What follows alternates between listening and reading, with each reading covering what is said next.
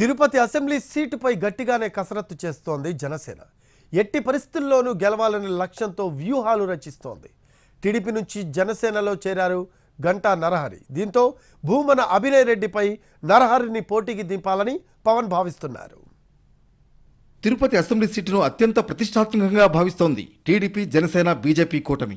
గతంలో ఎన్టీఆర్, చిరంజీవి నెగ్గిన ఈ నియోజకవర్గంలో విజయం సాధించాలని భావిస్తోంది. పొత్తులో భాగంగా జనసేనకు తిరుపతి సీటు దక్కింది. దీంతో అభ్యర్థిపై తీవ్రంగానే కసరత్తు చేశారు జనసేనాని. వైసీపీ నుంచి భూమన కరుణాకర్ రెడ్డి కుమారుడు అభినయ్ రెడ్డి పోటీ చేస్తున్నారు. అభినయ్ రెడ్డిని ఢీకొట్టాలంటే ఆర్థికంగా, సామాజికంగా బలమైన నేత కావాలి. ఇదే సమయంలో టీడీపీలో కీలకమైన యువనేతగా ఉన్న గంటా నరహరి నిన్న జనసేనలో చేరారు. కండువా కప్పి పార్టీలోకి ఆహ్వానించారు పవన్. దీంతో అతన్నే బరిలోకి దింపాలని పవన్ భావిస్తున్నారు. నరహరికి ఆర్థిక బలంతో పాటు అనుచరగణం ఎక్కువగా ఉంది.